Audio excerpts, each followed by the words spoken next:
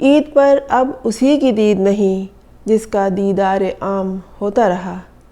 عید پر اب اسی کی دید نہیں جس کا دیدار عام ہوتا رہا۔ عید مطلب مسرتوں کا ہے، عید مطلب مسرتوں کا ہے، عید معنی رفاقتوں کا رہا۔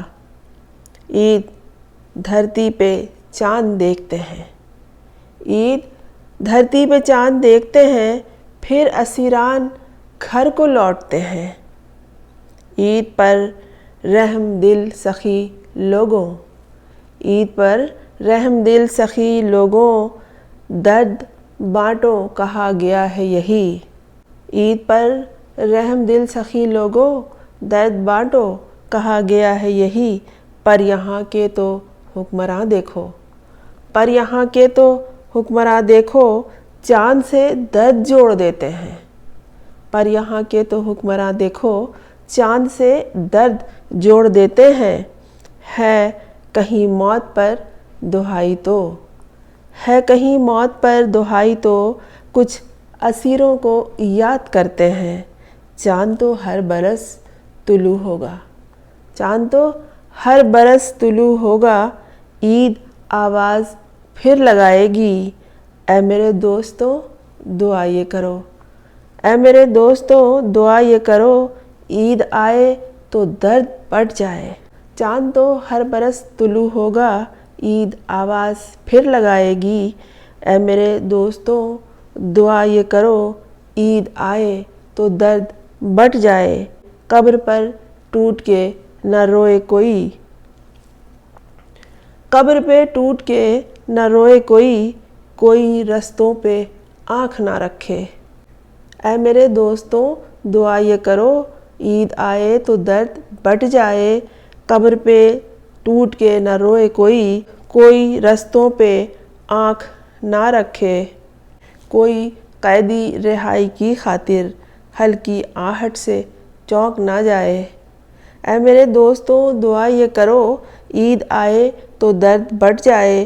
قبر پہ ٹوٹ کے نہ روئے کوئی، کوئی رستوں پہ آنکھ نہ رکھے۔ کوئی قیدی رہائی کی خاطر ہلکی آہٹ سے چونک نہ جائے۔ کوئی بچہ یہ ماں سے نہ پوچھے، کوئی بچہ یہ ماں سے نہ پوچھے، قیدیوں کی بھی عید ہوتی ہے۔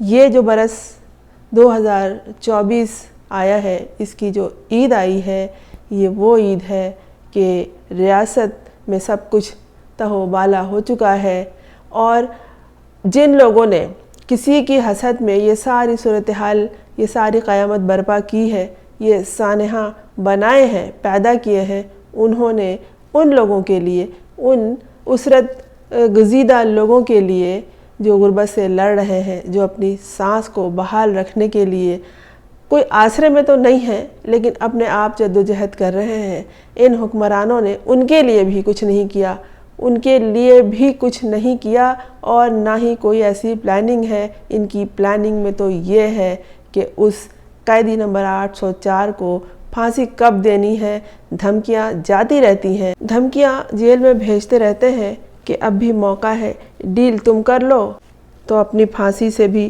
بچ جاؤ گے۔ اور یہ جو ورکر ہیں پی ٹی آئی کے، جو اس قیدی نمبر 804 سے الفت رکھتے ہیں، وہ چاند رات کو بازاروں میں گھومنے کے بجائے اس کے گھر کے باہر اس کے دیدار کا انتظار کرتے رہے کہ شاید عید کے موقع پر قیدیوں کو امید ہوتی ہے رہائی کی، وہ تو جیل میں بیٹھا کسی امید پہ نہیں ہے۔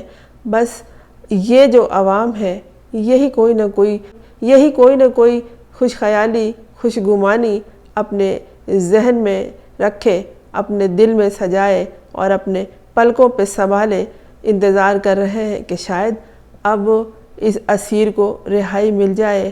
لیکن اسے رہا کرنا ہوتا تو سلاخوں کے پیچھے ڈالتے کیوں؟ کوئی تتلی ہے، کوئی عام آدمی تھا کہ جسے پکڑ کے سلاخوں کے پیچھے ڈال دو اور تھوڑی سی انبن ہو، تھوڑی سی کوئی شور شرابہ کی آواز آئے تو اسے رہا کر دو۔ اس لیے اسے جیل میں نہیں بھیجا گیا ہے۔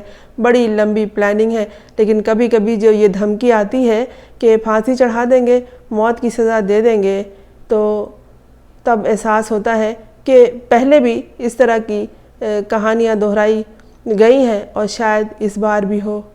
شکر ہے کسی نے یہ نہیں کہا کہ ایک فائر کر دیں گے اور لیاقت علی خان کی طرح جنت میں پہنچا دیں گے، اور کوشش یہ ہو چکی ہے عمران خان کے ساتھ کہ اسے لیاقت علی خان کی موت دو اور چند گولیوں کی بوچھاڑ کر کے اسے بھیج دو اگلے جہان میں، کیونکہ یہ ہمارے راستے کی سب سے بڑی رکاوٹ ہے۔ لیکن یہ ہو نہ سکا۔ وہ اپنا زخمی پاؤں لے کے اب اسیران میں شامل ہے، اور عید کے موقع پہ یہ کہا جا رہا ہے کہ اسے جیل میں نماز عید کی اجازت نہیں دی گئی۔ دوستوں، عید کی نماز اس نے جیل میں ادا کی ہے، جیل کی مسجد میں عمران خان نے عید کی نماز ادا کی، اور جیل کے اڈیالہ جیل کے تمام افسران نے ان کے ساتھ نماز عید ادا کی ہے۔ ایک قیدی کا یہ حق ہوتا ہے کہ کم از کم وہ جیل کی مسجد میں، قیدی کا حق تو آزادی کا بھی ہوتا ہے، اور کئی قیدیوں کو معافی ملتی ہے، عام معافی کا اعلان بھی ہوتا ہے، عید کے موقع پر قیدی آزاد کیے جاتے ہیں۔ اور کچھ سادہ و معصوم لوگ جنہیں 9 مئی کے واقعے میں ملوث کیا گیا تھا وہ عید کے موقع پر آزاد ہوئے ہیں۔ اس میں تو جو پہلا قیدی تھا 9 مئی کا، وہ ایک سرکاری عہدے پہ کام کر رہا تھا، وہ ان چیزوں میں شامل نہیں تھا۔ ہاں، وہاں سے اس رستے سے کور کمانڈر ہاؤس کے پاس سے، جسے کبھی جناح ہاؤس کہتے ہیں کبھی کور کمانڈر ہاؤس کہتے ہیں، وہاں سے وہ گزرا تھا۔ اس نے آتے جاتے کچھ ویڈیوز بنا لی تھی، اور کہیں اس کا نام شامل ہو گیا تھا، نوکری بھی گئی، وہ بھی گئے کام سے، لیکن اسیری کے دن گزار کے اب وہ رہا ہوئے ہیں۔ ان کا ان تمام معاملات سے یا پی ٹی آئی کے معاملات سے کوئی تعلق نہیں تھا، وہ ایک سرکاری ملازم تھے، لیکن انہیں بھی گھسیٹ لیا گیا کہ یہ ادھر سے گزرا ہے۔ وہ 9 مئی کے پہلے قیدی تھے، انہیں عید کے موقع پر، عید سے کچھ دنوں پہلے رہائی ملی، اور بالکل وہ بے گناہ تھے۔ وہ ان حالات کو دہرانا نہیں چاہتے، کیونکہ وہ سرکاری افسر تھے، کچھ خیال رکھا گیا ان کا۔ بات وہی ہے کہ سب سے بڑی جو دولت ہے وہ وقت ہے، ان کا قیمتی وقت سلاخوں کے پیچھے گزرا، اور ان کے ننھے بچوں نے، ایک شیرخوار بھی تھا ان کا گود میں بیٹھا ہوا، انہوں نے تکلیف اٹھائی کہ ان کے باپ کو جیل میں بھیج دیا گیا ہے۔ اور اسی طرح بہت سے لوگ جو عمران خان سے عقیدت رکھتے ہیں انتظار کرتے رہے، اور اس خوش فہمی میں رہے کہ شاید اسے رہائی مل جائے۔ اب تو یہ ہے کہ ملاقاتوں سے بھی روک رہے ہیں، لیکن عید کے موقع پر نماز کے بعد بشریٰ بی بی سے عمران خان کی 1 گھنٹے کی ملاقات ہوئی، اور انہیں دوبارہ بنی گالہ میں بھیج دیا گیا۔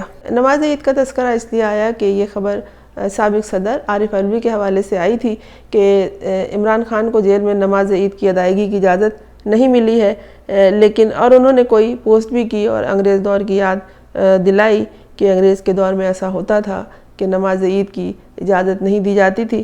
لیکن یہ خبر اندرونی حلقے سے ملی ہے کہ عمران خان نے عید کی نماز ادا کی ہے جیل میں، اور بشریٰ بی بی سے ملاقات بھی کی ہے۔ لیکن ادھر احباب پارٹی کے کارکنان اسی بات پر خواہ مخواہ کی بحث میں الجھے ہوئے ہیں کہ اسے نماز عید کی اجازت نہیں دی گئی۔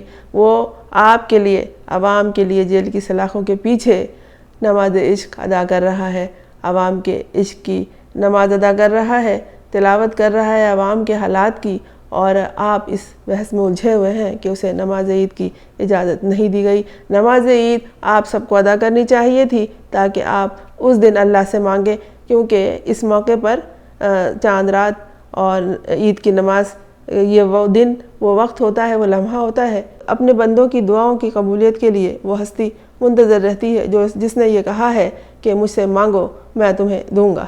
تو مانگیے اس سے کہ جو دینے والا ہے، اور کسی کے اختیار میں کچھ نہیں ہے، نہ موت ہے نہ حیات ہے۔ اپنے آس پاس نظر رکھیے، اور اپنے مطمع نظر کو حاصل کرنے کے لیے جدوجہد دوبارہ سے جاری رکھیے، تاکہ یہ جو عید سال میں ایک دفعہ آتی ہے، لوگوں کی زندگی میں اس طرح ان کے دکھ اور سکھ کو بانٹیے کہ انہیں لگے کہ ہماری عید تو آج ہے۔ کسی قیدی سے پوچھئے کہ جب وہ رہا ہوتا ہے اور اپنے گھر جاتا ہے تو اس دن اس کے گھر والوں کی عید ہوتی ہے، چاہے وہ لوگوں کے لیے سیاہ رات ہو۔ زندگی سے سیاہ راتوں کو، تاریکیوں کو مٹا دیجئے اور لوگوں کے کام آئیے، اپنے آس پاس لوگوں کی حوصلہ افزائی کیجئے، اور کچھ نہیں تو یہی بہت بڑی بات ہے۔ میں ہوں فرزانہ روحی اسلم۔ آپ نے اس چینل کو اگر سبسکرائب نہیں کیا ہے تو کر لیجئے، تاکہ میرا اور آپ کا ساتھ جاری رہے۔